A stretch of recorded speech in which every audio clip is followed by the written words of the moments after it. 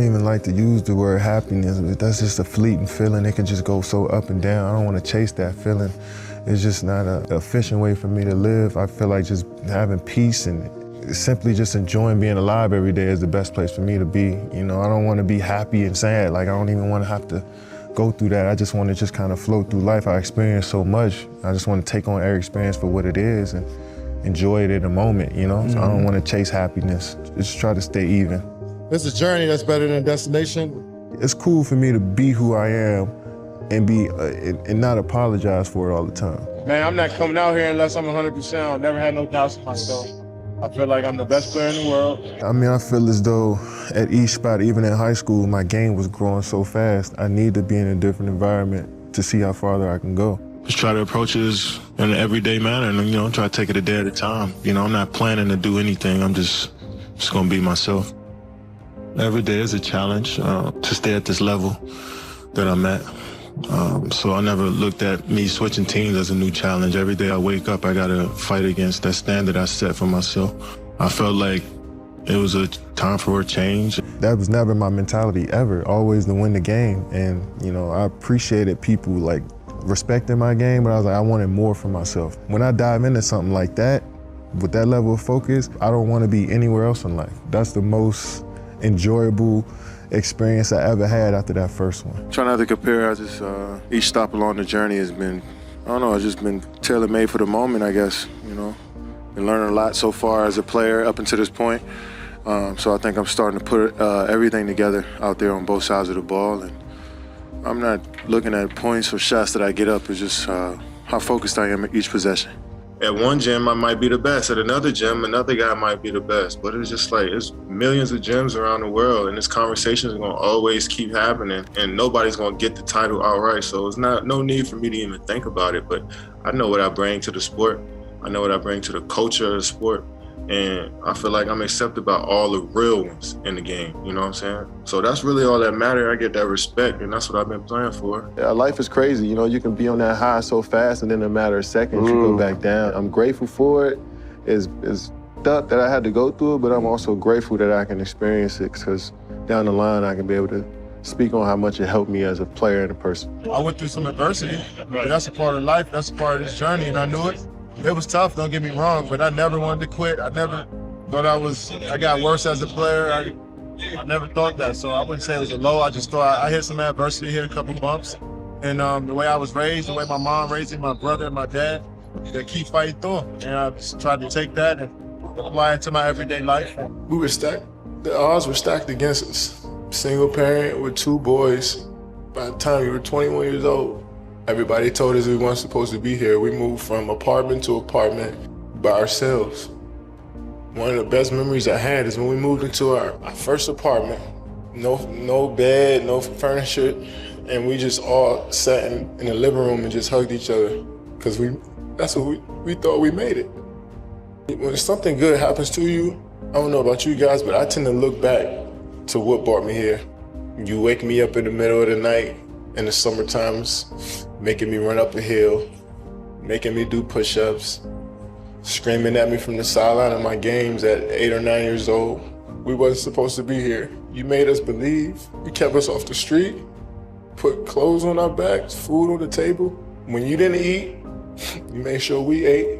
You went to sleep hungry. You sacrificed for us. You the real MVP. Yeah, family first. Communication is key. I'd like to thank God for changing my life and let me really realize what life is all about.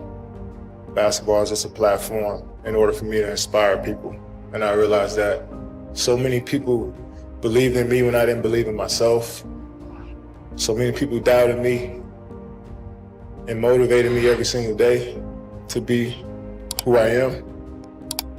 I failed so many times and got back up.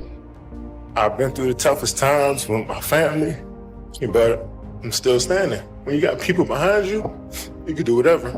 At the end of the day, I just focus on being the best that I can be and adding it to the group, wherever. That's the most important time, like personal time in the gym. You know, you spend a lot of time with your teammates and working through schemes and trying to be a great team.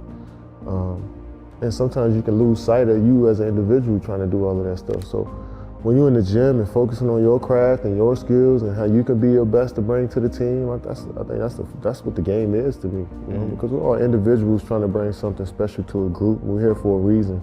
Every team is looking to get better. Saying we want to look to upgrade and get better from where we were. I mean, this is progression of a unit, you know. So keep building our identity. That's the thing. And your identity comes from winning basketball games, regardless, you know. So if you win basketball games, you figure out what your role is as an individual, and you kind of stick to that. So never jealous of no teammate ever. Well, our only goal is to be the best version of ourselves every single day individually and bring that together and work as a unit. And outside noise from people who are hoping that we fail, hoping that they see a show or get entertained by some drama. I mean, we can't control that stuff, you know? So we just worried about, you know, who we are individually and then bringing that together as a unit each and every day. Only the people in this building matter. It means nothing to me because I still got to get up and work on my game even though I don't want to.